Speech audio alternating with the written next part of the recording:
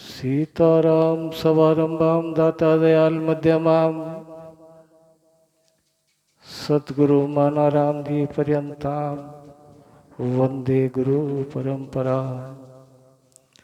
ओम पूर्णमद पूर्णमिदं पूर्णात् पूर्णमुदच्यते पूर्णस्य पूर्णमादाय पूर्णमेवावशिष्यते। आज बाटी परिवार ने जो माता श्री आपो देवी जी के निमित्त जो ये सत्संग रखी है, भाग्यशाली है ऐसा परिवार जो अपने पूर्वजों के लिए, अपने माता पिता के लिए इस प्रकार का पुण्य कार्य अर्जित करते हैं। क्योंकि हमारे सनातन धर्म में हम जब तक नहीं जानते हैं तब तक तो हम यही मान लेते हैं कि मोहनलाल, सोनलाल, सीता, गीता इस प्रकार का किसी को मान लेते हैं, कई व्यक्ति विशेष को। लेकिन संत लोग हमें बताते हैं और हमारे शास्त्र में बताते हैं कि शरीर जो चला गया वो तो स्थूल शरीर है। स्थूल शरीर को हम हमारे हाथों से, परिवार के हाथों से इस पंच भौतिक शरीर को पंचभूतों में को सुपुर्द करके आ जाते हैं। लेकिन उसके बावजूद भी हमारे 3 शरीर मौजूद रहते हैं। दूसरा सूक्ष्म, तीसरा कारण और चौथा महाकारण। हम मानव जगत जब इस धरती पे हम आते हैं माता पिता के संयोग से, तो माँ के गर्भ में ही 5 तत्वों का सम्मिश्रण हो जाता है। आकाश, वायु, अग्नि, जल और पृथ्वी। और जब यहाँ से प्रस्थान करते हैं इस भौतिक शरीर को छोड़कर, तो आकाश को समर्पित कर देते हैं, वायु को, अग्नि को, जल को और पृथ्वी को। लेकिन उसके बावजूद भी सूक्ष्म शरीर जो अदृश्य एलिमेंट है, जो इन आंखों से हम नहीं देख सकते हैं। जैसे बहुत बार ये प्रश्न होता है कि सूक्ष्म होता कौन सा, हम तो इसी को मान लेते हैं। जैसे एक एग्जाम्पल बताऊं आपको, तो आपके अच्छी तरह से समझ में आ जाएगा कि हम लोग यहाँ मदारपुरा में आज बैठे हैं और कल्पना कीजिए किसी सज्जन को नींद आ गई और वो नींद ही नींद के अंदर कहीं दूसरे शहर में चला गया, जैसे अजमेर चला गया, दिल्ली चला गया, बम्बई चला गया, कलकत्ता और कहीं चला गया, और वहां उसकी संयोग दुर्घटना हो जाती है, या किसी महल से गिर जाता है, किसी बिल्डिंग से गिर जाता है, तो कंपन यहाँ मदारपुरा सोने वाले आदमी के भौतिक शरीर में होगा, जबकि वो गिरा तो कहीं दूसरी जगह है, जयपुर या जोधपुर और कहीं दूसरी जगह। तो वो जो जाने वाला है वो अदृश्य शक्ति, उसको हम बोलते हैं सूक्ष्म शरीर। ऐसे ही आज हमारे माता श्री आपू भाई आज हमारे बीच में भौतिक रूप से भला ना हो, लेकिन सूक्ष्म रूप से, क्योंकि सूक्ष्म रूप वैसा होता है जैसे बिजली के तारों में करंट को आप इन आंखों से देखकर नहीं बता सकते हो कि इसमें करंट प्रवाहित हो रहा है या नहीं हो रहा है। अगर नंगे तार कर दिए जाए, किसी खंबे पे नंगे तार ही होते हैं, आप देख कर नहीं बता सकते हो कि अभी लाइट आ रही है या नहीं आ रही है। ऐसे ही सूक्ष्म शरीर अपने कुछ एलिमेंट यहाँ से लेकर और उदान के द्वारा, उदान एक वायु होती है, उदान वायु के द्वारा दूसरी माँ के गर्भ में तो गर्भस्थ हो जाता है वो अच्छे पुण्य कर्म अगर हो तो। लेकिन वो जो चीजें हैं, जो सूक्ष्म शरीर उदान से निकलकर उस अगली माँ के पेट में स्थापित हो जाता है, और इसी वजह से हमारा अगला जीवन चाहे किसी भी समाज में हो, चाहे किसी संप्रदाय या जाति में हो, चाहे किसी शहर में हो, किसी से घनिष्ठता हो ना, घनिष्ठता हो जाती है हमारी, तो हम ये देखते हैं देखो कितनी अच्छी घनिष्ठता है, क्योंकि ये चीजें उस जीव को मालूम नहीं होती है। ये सूक्ष्म शरीर है, इसमें कुछ सज्जन 16 चीजों का सम्मिश्रण बताते हैं, कुछ 17 का बताते हैं, लेकिन मैंने जिसमें आचार्य किया वो 25 तत्वों का जो सम्मिश्रण है वो सूक्ष्म शरीर है। हमें इस दुनिया से जाना है, भौतिक रूप से जाना, ये सब जानते हैं।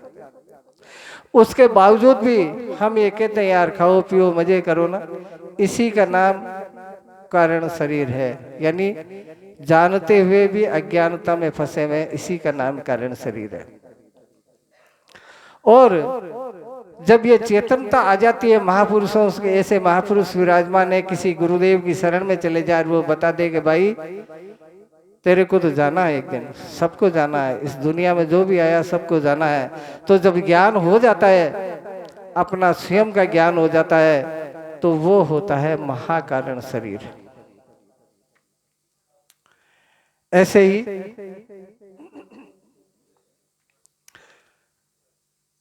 रामचरित मानस में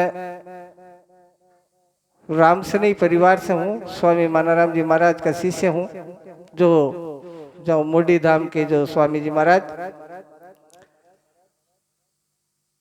मैं 2 शब्दों के अंदर पहले, क्योंकि मैं पहली बार आया हूँ यहाँ, महाराज ने बोला था, हीरादास जी महाराज ने, शायद भाटी साहब ने निमंत्रण दिया होगा, तो मैं इसी परिवार में पैदा हुआ, एक छोटा सा बालक हूँ, आपके चरण रज के समान हूँ मैं। ये तो गुरुदेव की कृपा है कि इस जगह से लेकर इस देश की सीमाओं के परे तक मेरे को ले जाने का काम मेरे गुरुदेव ने किया। अभी मैं थोड़े दिन पहले ऑस्ट्रिया जाके आया था, मकाऊ जाके आया था, थाईलैंड मलेशिया जाके आया था, नॉर्वे जाके आया था। वहाँ मेरी एक क्लास होती है जिसके अंदर मैंने धर्मशास्त्र और मीमांसा में आचार्य किया है, सांख्य योग में भी मैंने आचार्य किया है। तो ये आप लोगों की कृपा है, मेरे गुरुदेव की असीम कृपा है कि मैं 40 साल रेल सेवा से निवृत्त होकर रेल सेवा में रहते हुए मैंने मेरे डिपार्टमेंट से एनओसी लेके 2016 के अंदर मैं पास आउट हुआ, और जब मैं सेवानिवृत्त हुआ उसके बाद से ही मैं घर अजमेर कम ही रहता हूँ। आज मेरा सौभाग्य था कि आप लोगों के दर्शन लाभ हुए। रामचरितमानस के अंदर लिखा है कि आज जो संतों के हमारे को दर्शन हुए, ये संत जन हमारे को प्रवचनों के माध्यम से, भजनों के माध्यम से हमारे उस चैतन्य, उस परम तत्व की जानकारी देते हैं। हमारे भारत देश में जो ये प्रचलन है सत्संग का, जो भजनों का जो प्रचलन है, हम भाग्यशाली हैं कि इस भजनों के अंदर 2 चीज का समावेश होता है, एक संगीत का और एक साहित्य का। लेकिन बड़ी दुखद बात है कि हम सिर्फ संगीत सुनते हैं, उन महापुरुष ने शब्द क्या बोले इस पे मंथन नहीं करते। हम बस एकमात्र ये देखते हैं कि कितना सुंदर भजन बोला, बोले मजा आ गया आज। संगीत से हमारा कल्याण नहीं होना है। जो भी महापुरुष, अभी स्वामी जी महाराज ने जो 5 भजन बोले, उनमें क्या बोला इन्होंने, हमारे को कुछ संकेत दिया इन्होंने कि भाई तुम्हारे को ऐसा करना वैसा करना, लेकिन उन शब्दों पे हमारा कोई ध्यान नहीं है। हमारा तो मकसद है सिर्फ संगीत सुनना। संगीत सुन भी ले तो कल्याण होने वाला नहीं है, क्योंकि उसका मनन करना पड़ता है। अगर मनन कर भी ले तो भी कोई निष्कर्ष निकलने वाला नहीं है जब तक निध्यासन नहीं करें। आपने देखा होगा, मैं भी गांव का लड़का हूं, आप लोग भी गांव में विरासते हैं। गाय और भैंसों की आदत होती है कि चारा खा लेती है वो बहुत सारा, और जब रात को बाड़ी में जाके देखो तो दिन भर रात भर उनका मुंह चलता रहता है। अच्छी अच्छी चीज वो पुनः अंदर से बाहर निकालेगी उस चारे को, और अच्छे अच्छे को चबाकर जो पौष्टिक होगा उसको चबाकर पुनः वो निगल लेगी, और जो डंठल होंगे उनको बाहर पटक देगी। इसी को का नाम नित्यासन है। आज हम ऐसी धरा पर जन्म लिया है जहाँ अधिकांश अवतारों ने यहाँ अवतरण अपना बिताया है। भाग्यशाली है। मैं बाहर जाता हूँ तो देखता हूँ कुछ संस्कार नहीं होते हैं, कुछ सभ्यताएं नहीं होती है। हम किसी भी व्यक्ति विशेष को देखकर या माताएं बहनें को देखकर ये अंदाजा नहीं लगा सकते कि इसकी बेटी है, इसकी बहू है, इसकी माँ है या इसकी दादी है। भारत देश के बाहर आज हम इतने संस्कारित हैं। ये भी एक पुण्य का काम है कि इस धरती पे पैदा हुए, और सबसे बड़े पुण्य का काम तो ये है कि ऐसे ऐसे इस परिवार में, आफू भाई के परिवार में जो जो जन है, इनके पुत्र है, पोते पोती है, बहुएं हैं, उनके निमित्त जो ये काम करवा रहे हैं, पुण्य का निश्चित तौर पर उनको फलीभूत होगा, उन तक पहुंचेगा। और जिस चीज को हम इन आंखों से नहीं देख सकते, मैंने थोड़ी देर पहले बोला था, वो वर्तमान में भी है, लेकिन क्योंकि इस शरीर को जो एक्सप्लेशन पावर जिस शरीर के अंदर होती है, उस शरीर को तो हम शमशान के अंदर जला के आ जाते हैं, और जो चैतन्य होता है उसमें एक्सप्लेशन पावर, संवाद की क्षमता नहीं होती। होता तो वो भी वर्तमान ही है। हम क्यों करते हैं द्वादशा एकादशा, क्यों करते हैं गंगोज वगैरह, क्यों करते हैं? कर्मकांड का नियम है कि जब तक उसका कर्मकांड नहीं करोगे तब तक वो पूर्ण रूप से हमारे इर्द गिर्द वो उसकी जो सूक्ष्म शरीर है वो विचरण करता रहता है, और वो सुनता है। क्योंकि बहुत लोग हम चर्चा करते हैं ये फला आदमी कितना अच्छा था, चला गया, वो सुन रहा है कि मैं जिस पंचभौतिक शरीर में था या थी, लोग क्या कह रहे हैं। तो हम जिस भी रूप में होंगे आगे वाले जीवन के अंदर, अगर इस जीवन में कुछ पुण्य अर्जित किया हमने, क्योंकि ये तो पक्की बात है, ये महल बना लो, मालिया बना लो, कुछ भी एजुकेशन हासिल करो, IAS IPS बन जाओ, यहाँ से जाना जरूर पड़ेगा। और जिस जगह पर जाना है उस जगह का हमने अगर आज तक कोई कल्पना नहीं करी तो सजनों सोचो कि वहाँ कोई हमारा चाचा ताऊ परिवार कोई नहीं है, कितना भयंकर होता होगा वो। मैं इस बीच में आपको एक निवेदन कर देना चाहता हूं कि इसी विषय के अंदर मैं एक ऑनलाइन क्लास भी चलाता हूं। अगर आप सज्जन कोई जुड़ना चाहो तो आप मेरे से या रामदेव जी महाराज से नंबर ले लेना, हीरादास जी महाराज से, या क्योंकि मैं उसमें प्रैक्टिकल करके बताता हूं। शब्दों से तो हमारी किताबें भरी पड़ी है, 4 वेद भरे पड़े हैं, 6 शास्त्र भरे पड़े, 18 पुराण, 108 उपनिषद भरे पड़े हैं, लेकिन वो तो एक गधे का बोझ है। अक्षर ज्ञान है वो, और उस ज्ञान से आपको कल्याण नहीं हो सकता है। आप में कितनी भी अकल है, लेकिन आप किसी कॉलेज या यूनिवर्सिटी के अंदर नहीं गए और उस प्रोफेसर ने या उस प्रिंसिपल या जो भी अथॉरिटी है उसने कोई एक कागज का टुकड़ा अपने साइन करे हुए, सील लगाए हुए नहीं दिया, तो आप भले कितनी पढ़ लिख लो, कितना ही ज्ञान अर्जित कर लो। ऐसे ही हमारे सत्संग के अंदर इस जन्म से बाद का जो फील्ड है वहां जाने के लिए एक मीडिएटर होता है, मध्यस्थता करने वाला, और वो होते हैं हमारे ऐसे संत महापुरुष। क्योंकि जैसा मैंने बताया था अभी आपको थोड़ी देर पहले कि हम अगर एजुकेशन कितनी भी हासिल कर लें, लेकिन उसके लिए उस अथॉरिटी का होना जरूरी है। इसी प्रकार से हम परमपिता परमात्मा कहीं बाहर नहीं है। कोई रामदेवरा जा रहे हैं कि वहाँ रामदेव जी मिल जाएंगे, या मथुरा जा रहे हैं कि वहाँ कृष्ण मिल जाएगा, या अयोध्या जा रहे हैं कि राम जी मिल जाएंगे, तो मैं समझता हूँ मुश्किल काम है। तीरथ करे एक फल, संत मिले फल 4, सतगुरु मिले अनेक फल कहे कबीर विचार। कबीरदास जी ने कहा कि वहां जाने से तो आपको एक फल मिलेगा, तीर्थ करे एक फल के, कभी राम अवतार हुए थे, कभी बाबा रामदेव आए थे वहाँ पे लुणिजा के अंदर, मथुरा के अंदर कभी 16 कला निदान कृष्ण आए थे। उनके निश्चित तौर पर डीएनए होंगे वह, एसेंस कुछ तो होगा वहाँ। हमारी भाव बन जाएगा माँ, हमारे भक्ति का भाव बन जाएगा, बस इतना सा, कल्याण नहीं होने वाला। तीर्थ करे एक फल, संत मिले फल चार, और ऐसे महापुरुष मिल जाए तो अर्थ धर्म काम और मोक्ष 4 चीजों हमें मिल जाती है।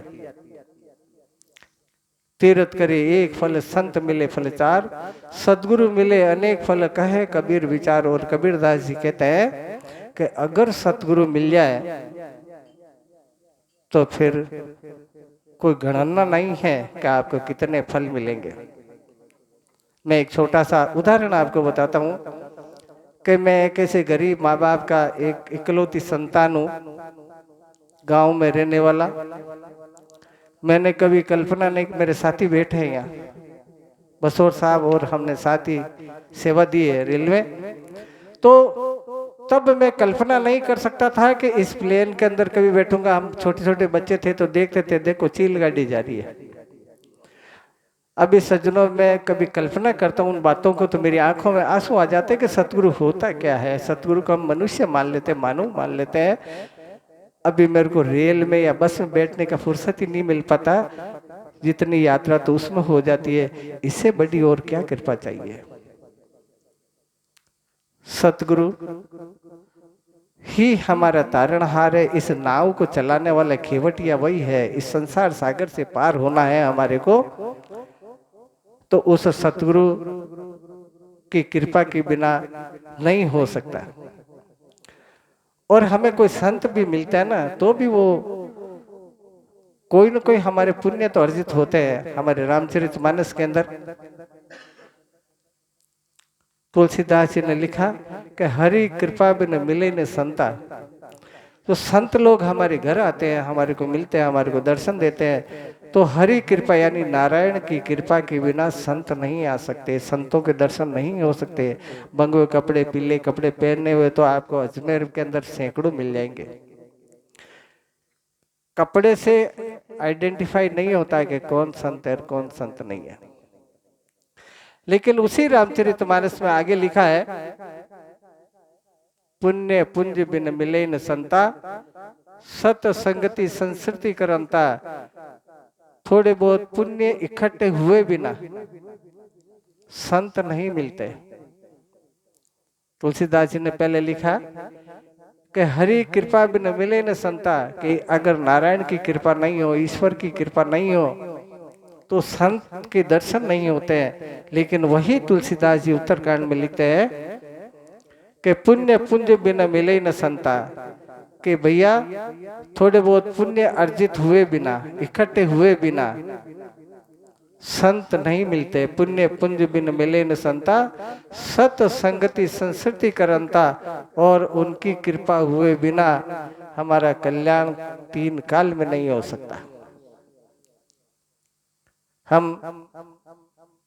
आज जिस भी रूप में हैं, जिस भी स्वरूप में हैं, मैं कामना करता हूँ कि हम लोगों के दिलो दिमाग में उस माता श्री आपूबाई के निमित्त जो हम ये कार्यक्रम करवा रहे हैं बाटी परिवार, तो निश्चित तौर पर उनके जीवन के अंदर जिस जहाँ भी जीवन होगा उनका लिया होगा, उनको मिले, यह हमारी कामना है। सभी संतों की तरफ से आप सभी चैतन्य आप में विराजमान उन चैतन्य प्रभु से मैं निवेदन करता हूं कि उनको निमित्त हो। क्योंकि कई बार ऐसा होता है हमारे जीवन के अंदर कि आप प्रत्याशित लाभ हो जाता है, हमारे को उम्मीद नहीं है कि यहाँ कुछ लाभ होना है, लेकिन अप्रत्याशित लाभ हो जाता है तो हम देखते हैं कि देखो यार इसकी तो उम्मीद नहीं थी, कैसे हो गया। ये उसकी वजह से हो गया कि तुम्हारे ऊपर पता नहीं कौन कौन लोग क्या क्या क्रियात्मक ढंग से, अध्यात्म के ढंग से, धर्म के ढंग से क्या क्या कर रहे हैं। आज ये मेरा अनुभव है। कोई अगर सज्जन ये प्रश्न पूछे कि आपका अनुभव कौन सा, भाई आप कौन से मर गए, मैं इसका जवाब दे सकता हूँ आपको। ये पहले मेरे को बोलने दीजिए। आप किसी भी सज्जन को किसी भी प्रकार का तर्क हो तो आप पूछ लेना। तो वो उनको मिलता है। और ऐसे अभी महाराज श्री ने बोला, स्वामी जी महाराज ने, हीरादास जी महाराज ने, कि स्वर्ग और नरक, हम अच्छे कर्म करेंगे तो स्वर्ग जाएंगे, ऐसा कुछ भजनों में बोला। मुझे भजनों का थोड़ा कम है आइडिया, क्योंकि मैंने सीखे ही नहीं भजन, शुरू से ही किताबी कीड़ा रहा है, तो कोई मौका ही नहीं मिला कि भजन सीखना है। तो उसमें जिक्र आया था कि स्वर्ग, आप लोग ये जो प्रयत्न कर रहे हो माता श्री आफूबाई के लिए, या आप व्यक्तिगत रूप से कोई प्रयत्न करोगे अपने लिए, सज्जनों ये लिख के ले लो। और मैं आपको किताबें बता रहा हूँ, इन किसी भी किताबों में नहीं लिखा है। संत जो सतगुरु जो स्वर्ग जिसको बताते हैं, इसी जन्म के अंदर, इसी परिवार, इसी एरिया के अंदर, यानी इसी पृथ्वी के अंदर अगर कोई सक्षम परिवार हो, सक्षम फैमिली हो, उसमें जन्म हो जाए, जैसे टाटा के घर में किसी कोई पैदा हो जाए, वो स्वर्ग है। अंबानी के घर में पैदा हो जाए, वो स्वर्ग है। और जो गवर्नमेंट कॉलेज के पास में पढ़े ना लंगड़ी लूले, वो नरक है। कोई ऊपर कोई स्वर्ग या नरक का प्लेटफॉर्म नहीं है, किसी भी प्रकार का नहीं है। एक वर्ग, क्योंकि ये मेरी बात पूरा विश्व सुनेगा, मेरे पास प्रमाण पत्र है भारत सरकार का, मैं डरने वाला नहीं हूँ। लेकिन कोई दूसरे वर्ग का लोग भी सुने तो ये मेरी बात को आराम से सुन ले, कि हमारे को एक वर्ग विशेष ने इस प्रकार से गुमराह कर रखा है, इस प्रकार से गोचे दे दे के, टॉर्चर कर करके ऐसे गुमराह कर रखा है कि आप ये क्रिया करवाइए, ऐसा करवाइए, आपको स्वर्ग मिलेगा, आपको नरक मिलेगा। कर्म करोगे आप अच्छा, तो आपको वो स्वर्ग मिलेगा जो मैं ये कह रहा हूँ। अच्छे धनाढ़ परिवार में पैदा होगे तो वो स्वर्ग है। क्योंकि कर्म 3 प्रकार के होते हैं, क्रियामात्र, संचित और प्रारब्ध।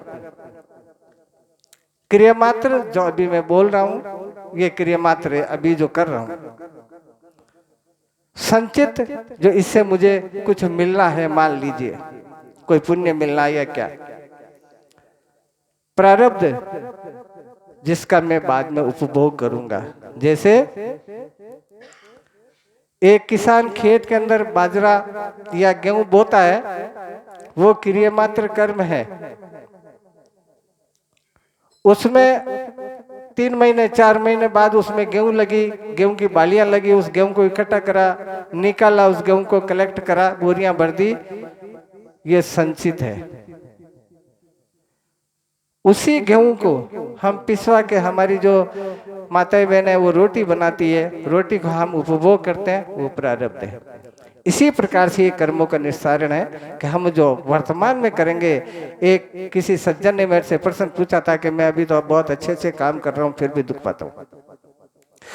हम वर्तमान में कर रहे हैं, इसका फल कब मिलेगा ये हमारे हाथ नहीं है। कि मैं भी कोई अच्छा काम कर रहा हूँ तो मेरे को अभी कोई फल मिले। गीता के अंदर लिखा, कर्मण्येवाधिकारस्तु मा फले कदाचन। आप तो कर्म करते रहिए, फल देना तो पिता परमात्मा के हाथ है। एक बेटा किसी घर के अंदर कोई अच्छा काम करे और बाप फिर भी उसको इग्नोर करता रहे, तो बेटे को ये नहीं सोचना चाहिए कि मैं मेरे माँ बाप के लिए कितना अच्छा काम कर रहा हूँ, और बाप जो जानता ही नहीं है, देखता ही नहीं है। भाई वो वक्त का इंतजार कर रहे हैं कि कब उसको उसकी तरफ रुख करना है। ये पिता अच्छी तरह जानता, जिसने पैदा करके इतना बड़ा कर दिया, माँ जिसने पैदा करके इतना बड़ा कर दिया। लेकिन हम तो आज ही फल चाहते हैं उसका। तो सज्जनों, हम जो कर्म करेंगे उसी का फल, उसी को हम जब यहाँ से जाना है, हमारे को भौतिक शरीर को छोड़कर जाना है, तब उसका निश्चित तौर पर फल मिलेगा। और धर्मशास्त्र और मीमांसा में मैंने पढ़ाई करी, मीमांसा में साफ लिखा हुआ है जैमिनी के द्वारा, महर्षि जैमिनी के द्वारा, कि जब तुम्हारा अंत, श्वास का अंत समय आएगा, यानी जिसको हम मृत्यु बोलते हैं, तब वही परमात्मा सामने खड़ा आपको दिखेगा और वो कहेगा कि एक क्षण के अंदर ये तूने अच्छा किया, ये बुरा किया, इजिकल टू इसका रिजल्ट ये है। वहां देर नहीं है, वहां रिश्वत नहीं चलती है। तो अब्दुल कलाम साहब ने कहा था कि कम से कम ऐसा कर्म करो जो तुम देखने, तुम्हारी आंखें देखने लायक तो रहे। क्योंकि तब आप कुछ नहीं कर सकते। कोई आपका पिता आपका मददगार नहीं हो सकता, आपकी पत्नी कोई मददगार नहीं हो सकती, आपका पति मददगार नहीं हो सकता, आपके बेटे बेटी कोई भी मददगार नहीं हो सकता आपके कर्मों के अलावा। तो कम से कम हम ऐसे कर्म तो करें कि हमारे कर्मों को हम देखने लायक, देखने काबिल बने। वो मृत्यु का क्षण हमारे संत लोग कहते हैं, इसीलिए कहते हैं कि जीते जी मर जाओ। जीते जी मरने का मतलब ऐसा नहीं है कि पंखे के लटक जाओ, आग लगा के जल दिए, कुएं में कूद गए, तालाब में कूद गए, आत्महत्या कर ली। जीते जी मरने का मतलब है कि मरने का दर्द अगर किसी के समझ में आ गया, किसी मानव के समझ में आ गया, वो परमात्मा को भूल नहीं सकता। अभी हमारे को मृत्यु का कष्ट पता नहीं है, जो चला गया ना उनको पता है कि जब मृत्यु हुई होगी तो कैसा हुआ होगा। इसीलिए हमारे संत कहते हैं कि जीते जी मर ले रे, बहुत सारे भजनों में ऐसा आता है, जीवो तो मर ले रे, हाँ ऐसा कुछ आता है। कल्पना कीजिए, मैंने आयुर्वेद में भी आचार्य किया। आयुर्वेद में लिखा है कि किसी को अगर बिच्छू खा जाए, जो दर्द होता है बिच्छू खाने में, और अगर उसी व्यक्ति को नाग खा जाए, सांप खा जाए, तो उसे 100 गुना ज्यादा दर्द होता है सांप खाने वाले को। वही जानता है कितना दर्द होता होगा। उससे भी ज्यादा दर्द, सांप से भी 100 गुना ज्यादा दर्द प्रसव पीड़ा का होता है, जो हमारी माताएं बहनें जानती है। प्रसव पीड़ा का इतना आसान नहीं है बच्चे को इस धरती पे लाना, और उससे भी 100 गुना ज्यादा दर्द होता है मृत्यु का दर्द। कल्पना करो सज्जनों कि कितने कष्ट से गुजरता होगा वो। अरे वो तो हम पहले ही इसकी अगर तैयारी कर ले, पहले ही प्लेटफॉर्म बना ले, तो फिर इतने कष्ट झेलने की कहाँ आवश्यकता है। बारिश आ गई, कल बरसात आई थी अजमेर में, बारिश आ गई, उसके बाद में हम डोली बनावे, कोई फायदा नहीं। एक बार एक लड़की ने पूछा था कि ये राम राम राम राम ये करना तो बूढ़े आदमियों का काम है, अगर आप बूढ़े ही नहीं हुए तो क्या करोगे? सांस का कोई भरोसा है? और बूढ़ा आदमी तो मजबूरी में ही करता है। जैसे मेरे घुटने काम नहीं करे मान लीजिए, तो उठूंगा बैठूंगा तो अरे राम अरे राम, वो तो मजबूरी में कर रहे हो भाई। उस परमपिता परमात्मा को कहाँ स्मरण कर रहे हो? ये तो आपके मजबूरी है। इसीलिए हम अभी अगर उस परमपिता परमात्मा, सदगुरु के माध्यम से उस परमपिता परमात्मा को जिस भी रूप में मानना चाहे, आप राम के रूप में मानो, कृष्ण के रूप में मानो, शंकर के रूप में मानो, रामदेव जी के रूप में मानो, परमात्मा तो परमात्मा है किसी भी रूप में। एक बार मैं मलेशिया जब लैंड हुआ था मेरा, तो एक लड़की ने ये पूछा था कि आप लोग किसको मानते हो? मैंने ये कहा कि मानना सबसे बड़ी बेवकूफी है। मैं भी आपको कहता हूं कि किसी को मत मानो, जानना मस्ट है, जानना चाहिए। मानना तो रूढ़िवादिता का अंग है। मैंने किसी मेरे बेटे को कह दिया कि ये एक डोकरा है, बूढ़ा आदमी, इसको पिता समान मानो। वो पिता तो नहीं हो सकता ना, बस मान लिया पिता समान है, पिता नहीं है। पिता मानना और पिता होना अलग अलग बात है। राम को मानना, कृष्ण को मानना, शंकर को मानना, रामदेव जी को मानना एक अलग बात है, रूढ़िवादिता का अंग है। उसको जानना चाहिए, जानना मस्ट है। जब तक मानते रहोगे ना तो इसी तरीके से चलता रहेगा। एक मुसलमान था,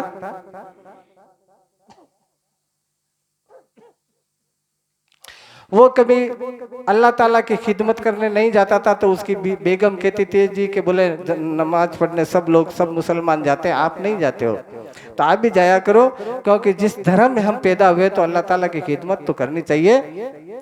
तो उसने कहा कि भाग्यवान, मुझे नमाज अदा करनी आती नहीं है, तो आप ऐसा करो कि सबसे पीछे खड़े हो जाना, ताकि आगे वाले जैसे करे वैसे वैसे ऊंचे नीचे तो होते जाना, धीरे धीरे आपको अभ्यास हो जाएगा।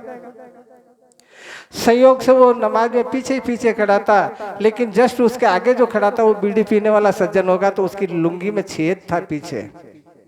तो जैसे ही मौलवी साहब ने, मुसलमान जब नमाज अदा करते हैं ना तो पश्चिम की तरफ मुंह रहता उनका, और नमाजियों का भी पश्चिम में रहता। हमारी जैसे नहीं रहते हैं कि ऐसे संत बैठे साधक का आमने सामने चेहरा होता है, ऐसा नहीं होता है। उनका मुंह भी उधर, उनका मुंह भी उधर।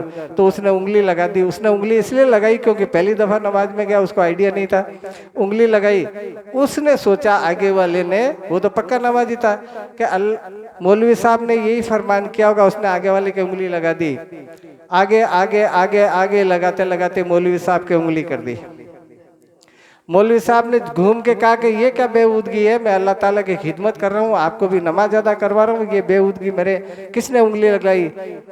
तूने क्यों लगाई मेरे उंगली? के मेरे पीछे वाले ने लगाई। तूने क्यों लगाई? पीछे वाले में ऐसे करते करते पीछे वाले के पास गया कि भाई तूने क्यों लगाई? कि इसके छेद हो रहा था लुंगी में इसलिए लगाई मैंने। तो यही हालत हमारी है, यही हालत आम आदमी की है। ऐसा क्यों करते हो? क्योंकि मेरे पिताजी कहते थे।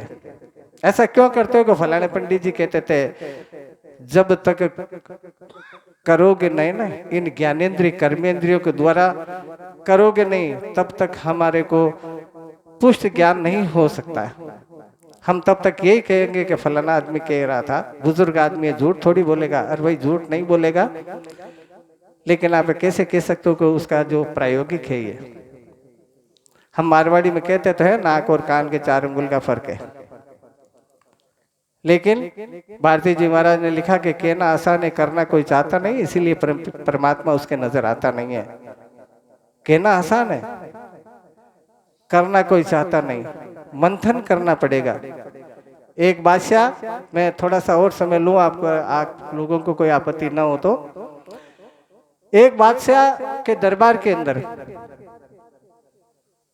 क्योंकि मैंने अभी थोड़ी देर पहले बताया था कि परमात्मा और कहीं नहीं है, परमात्मा इस भौतिक शरीर के अंदर ही होना है। मैं सबसे बड़ा प्रमाण बताऊं आपको कि अभी जो यूआईडी चला, आप सब लोग उसके एंटाइटल हो, आधार कार्ड। इस पूरे दुनिया के अंदर जहां तक मुझे अनुमान है, शायद 14-15 अरब लोग रहते हैं इस दुनिया के अंदर। हर आदमी के अंगूठे की जो मार्किंग है ये किसी की भी नहीं मिलती है। अभी की तो छोड़िए आप, 145 करोड़ भारत देश में रहते हैं, करीब 14-15 अरब पूरी दुनिया में रहते हैं। अभी की छोड़िए आप, सतयुग से लेकर कलयुग के अंतिम काल तक इस अंगूठे के निशान एक भी व्यक्ति के नहीं मिलेंगे, किसी भी 2 व्यक्ति के नहीं मिलेंगे। कितना कलाकार होगा वो परमपिता परमात्मा, और फिर भी हम उस पर शक करते हैं। किसी जिंदे व्यक्ति की आंख में आंख डाल के देखो, आंख के अंदर जो ये सफेद हीरा ना, इसके बीच में एक काला स्पॉट है। उस काले स्पॉट में आप देखो, आप अपनी नजर देखो, आप अपनी फोटो देखोगे, उसमें वही मरने वाली आंख आदमी की आंख में या औरत की आंख में चोरी करके ऐसे देखो, आपकी फोटो नहीं दिखेगी, क्योंकि वो दिखने वाला चला गया। वो परमपिता परमात्मा का जो अंश है आत्मा, वो चला गया। इससे बड़ा और क्या प्रमाण चाहिए परमात्मा का? बहुत सारी जगह हम कहते हैं तो वो कहते हैं कि कैसे कह सकते हो परमात्मा है। भाई मैं मेरे ऊपर बताता हूँ आपको कि मैं जिस दिन मरूंगा तो इस शरीर तो एज इट इज रहेगा ना, ऐसे ऐसे मेरी आंखें भी, बाल भी, दाढ़ी भी, हाथ पैर, फिर वो बोलने वाला कौन गया? हाँ वो भी बता सकता हूँ। मैं इस माइक के माध्यम से कह रहा हूँ, ये पूरी दुनिया में जाएगी। मैं गारंटी के साथ कह रहा हूँ, अगर कोई ये आदमी कहता है ना कि ये बताओ, तो मैं वो भी इसी आसन पे बैठा कर सकता हूँ, मेरी गुरुदेव की कृपा है। महाराज श्री कहते थे, एक महाराज कहते थे कि जिस चीज को पकड़ नहीं सकते हो, प्रथम दृष्टिया तो वो परमात्मा है। शब्द, स्पर्श, रूप, रस, गंध, आकाश, वायु, अग्नि, जल, पृथ्वी, चित्त, मन, बुद्धि, अहंकार, मैंने इतनी चीज बताई आपको। कोई इतनी चीज में से एक भी चीज कोई है आपकी नजर में जिसको आप पकड़ सकते हो? शब्द को पकड़ सकते हो, जो मैं बोल रहा हूं इसको पकड़ सकते हो? नहीं पकड़ सकते। ये उस परमात्मा की किरणें हैं। स्पर्श, मैंने ऐसे किसी का हाथ लगा दिया तो उस जगह को देख के कह सकते हो कि इसका हाथ लगाने वाला कैसा है? रूप, वो फला आदमी कितना सुंदर है, फलानी बेटी कितनी सुंदर है, उस सुंदरता को पकड़ सकते हो क्या? नहीं पकड़ सकते। रस, ये आम कितना मीठा है, मीठा है, लेकिन मिठास को पकड़ सकते हो क्या? नहीं पकड़ सकते। और गंध, कोई अभी इत्र दिया मेरे को, इसमें जो महक आ रही है, उस महक को पकड़ सकते हो? नहीं। इस लंबे चौड़े शरीर को एक गुमनाम आदमी ने गुलाम बना रखा, जिसका नाम है मन। जो एलिमेंट, जो गुमनाम एक एलिमेंट है तो सही, लेकिन वो दिखता नहीं है, और इस पूरे को गुलाम बना रखा। क्या उस मन को पकड़ सकते हो? नहीं पकड़ सकते। चित्त को पकड़ सकते हैं? नहीं। बुद्धि को, ये आदमी कितना बुद्धिमान है, ये तो ढपोल संघ है। तो ढपोल संघ और बुद्धिमान आदमी में क्या डिफरेंस है? उसको पकड़ सकते हैं क्या? नहीं पकड़ सकते। तो सांख्य योग ये कहता है कि प्रथम दृष्टया तो ये मान लीजिए, आपके जिन चीजों को आप नहीं पकड़ सकते हो, वो स्वयं परमपिता परमात्मा की रेज है, किरणें है। ये दीपक जल रहा है, इस दीपक में गर्मी है अगर मैं हाथ लगाऊंगा तो, लेकिन मैं दूर से देख के कैसे अंदाजा लगाऊंगा इसमें गर्मी है? वो तो उंगली डालनी पड़ेगी उसमें। ऐसे ही इस शरीर के अंदर आत्मा है, और आत्मा ही परमात्मा है। तो सज्जनों, कहने से तो होना नहीं है, उसमें घुसना तो पड़ेगा ना।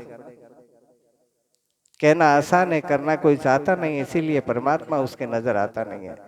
साफ लिखा हुआ वेदों में, एको ब्रह्म द्वितीयो नास्ति, वेदों के अंदर लिखा है एको ब्रह्म द्वितीयो नास्ति, ईश्वर एक है, दूसरा हो नहीं सकता है। फिर चारों वेदों का प्रमाण आप देख लीजिए, अहम ब्रह्मास्मि अयमात्मा ब्रह्म, इस प्रकार से वेदों ने, वेद व्यास जी महाराज ने, स्वामी बादरायण जी ने लिखा है। तो मैं अहम ब्रह्मास्मि यानी मैं स्वयं ईश्वर हूं। लिखने वाला खुद अवतारी है, वो कह रहा है कि अहम ब्रह्मास्मि, मैं खुद ईश्वर हूं। हम मंथन तो करें। गाय के थन से हम दूध निकालते हैं, उस दूध के अंदर घी भी है, मक्खन भी है, छाछ भी है, दही भी है, लेकिन उसका एक प्रोसीजर फॉलो करना पड़ेगा आपको। हम अगर दूध कोई रोटी के रगड़ के खावे, ऐसे ऐसे रगड़ के खावे, कोई दूसरा आदमी पूछे क्या कर रहा है, रोटी को खराब कर दी, बोले घी रगड़ रहा हूं। तो बोले ये घी है क्या? तो बोले दूध में घी नहीं होता है क्या? होता तो है, लेकिन उसका कोई तरीका तो है ना, उसको फॉलो करना पड़ेगा। उस क्रिया को क्रियात्मक ढंग से जब तक हम नहीं करेंगे, दूध में से घी नहीं निकलेगा। और अंततोगत्वा दूध को जमा कर, बिलो कर जो हम निकालेंगे, आप सब लोग जानते हो, क्योंकि हम सब लोग गांवों के हैं, तो वो घी नहीं निकलता है, मक्खन निकलता है, सिर्फ मक्खन।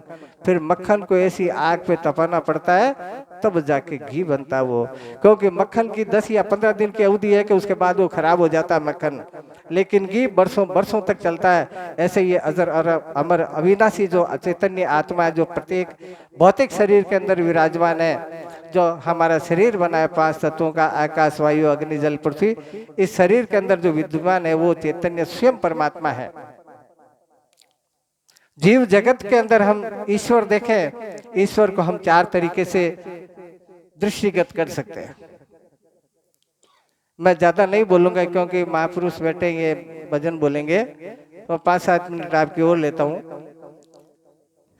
कि क्या हो, सब रोक दूं? क्या कह रहे हो आप? मेरे को कह रहे हो क्या? तो 4 तरीके से आप परमात्मा की स्मृति कर सकते हो। एक द्वैत से, जैसे रामदेवरा में जाओ आप, तो वो रामदेव जी का घोड़े पे बैठी हुई फोटो देखो कि बाबा रामदेव था, है ये भगवान है, उसको मानो। अब कई जने ये मानते हैं अद्वैती आदमी, क्योंकि संत तो सारे लगभग अद्वैती होते हैं, क्योंकि उन्होंने तो उस चैतन्य की अनुभूति कर चुके, वो इसलिए अद्वितीय है। द्वैत में भी परमात्मा है। अगर कोई कहे कि द्वैत में परमात्मा नहीं है, तो उस सुरजा जाटनी को देखो, कर्मा जाटनी को देखो, दिल्ली वाली सेजोबाई को देखो, मेड़ता वाली मीराबाई को देखो। इतना प्रेमा भक्ति तो होनी चाहिए ना, लेकिन आज पॉसिबल नहीं है, संभव नहीं है। तो इस तरीके से हम भगवान की अनुभूति कर सकते हैं। लेकिन क्या मीरा जैसा तप कर सकते हो, कर्मा जाटनी जैसा तप कर सकते हैं, कोई सूरजा जाटनी जैसा कर सकते हैं, या सेजोबाई जैसा कर सकते हैं? इसीलिए हमारे सतगुरु कहते हैं कि दूसरा होता अद्वैत, जिसको हम वेदांत भी बोलते हैं। अद्वैत का मतलब होता है कण बिन पद चलई सुनई बिन काना, कर बिन कर्म करई विधि नाना, आनंद बिना सकल रस भोगी, बिन बानी बढ़ता बक जोगी। ऐसा है वो परमात्मा जो कण कण में विद्यमान है। वो परमात्मा, परमात्मा सब जगह है। पेड़ पौधों में भी है, गाय भैंस में भी है, गधे घोड़ों में भी है, हम में भी है, और यहाँ कृष्ण आया उसमें भी है, राम या और कोई आया उसमें भी है, सब में वही समान रूप से एक हो। द्वैत हमारे सनातन धर्म में जो 4 सीढ़ियां बनी हुई है, इन चारों के जो मठाधीश है उनको जगत गुरु बोलते हैं हम लोग। तो जो द्वैत का जो जगत गुरु है वो मध्वाचार्य जी महाराज है। वो मध्वाचार्य यही बताते हैं कि द्वैत में ही परमात्मा है। अद्वैत का परमात्मा जगत गुरु शंकराचार्य है, जिन्होंने वेदांत लिखा आज के करीब 2700 साल पहले, जब हुए थे प्रथम जगत गुरु शंकराचार्य। एक होता द्वैताद्वैत, जिसके जगत गुरु ये आपके किशनगढ़ के पास में बैठे वो निम्बार्काचार्य। और मैं जिस संप्रदाय से हूँ, आप परमात्मा को कैसे भी भजो ना, उससे कोई फर्क नहीं पड़ता, लेकिन मैं जिस संप्रदाय से हूँ, राम से नहीं वैष्णव मत से, उसका जगत गुरु होता है जगत गुरु रामानंदाचार्य। रामानंदाचार्य का मत है विशिष्ट द्वैत। अभी मान लीजिए दिन के 12 बज रहे, मान लो विशिष्ट द्वैत किसे कहते हैं, मान लीजिए दिन के 12 बज रहे और लाइटें वाइटें मत जलाओ, कुछ खिड़कियां खोल दो और ऐसे उधर बाहर मत देखो, इधर देखो, तो आपको उजाला दिखेगा। तो आपको ये अनुभूति होगी कि सूरज तो है, जब भी तो ये प्रकाश हो रहा है। परमात्मा तो है, जब भी तो मैं बोल रहा हूँ। परमात्मा तो है, जब भी तो आप हलन चलन कर रहे हो। ये विशिष्ट द्वैत का मत है। तो हम भाई उस मिश्री को खानी है, चाहे बटका इधर से भरो, चाहे उधर से भरो, चाहे इधर से भरो, कोई फर्क पड़ने वाला नहीं है, वो तो मीठी लगनी है। उस परमात्मा को रीझ भजो या खींच भजो, कैसे भी भजो। एक बीज को, मक्के के दाने को आप ऐसे पटको चाहे ऐसे पटको, वो तो उग के बाहर आना ही है उसको।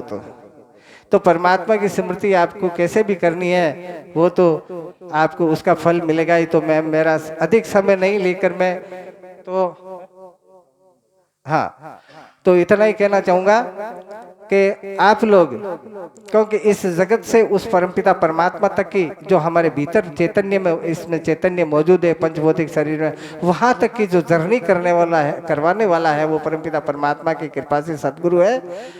क्योंकि सुंदरदास जी महाराज ने लिखा, सतगुरु में ईश्वर वसे ईश्वर सतगुरु माए, सुंदर दो परस्पर भेदभाव कछु नाय। आप चाहे कितनी किताबें पढ़ लीजिए, लेकिन उस चैतन्य की अगर अनुभूति करनी, उस परमपिता परमात्मा की अनुभूति करनी, तो सतगुरु के बिना संभव नहीं है।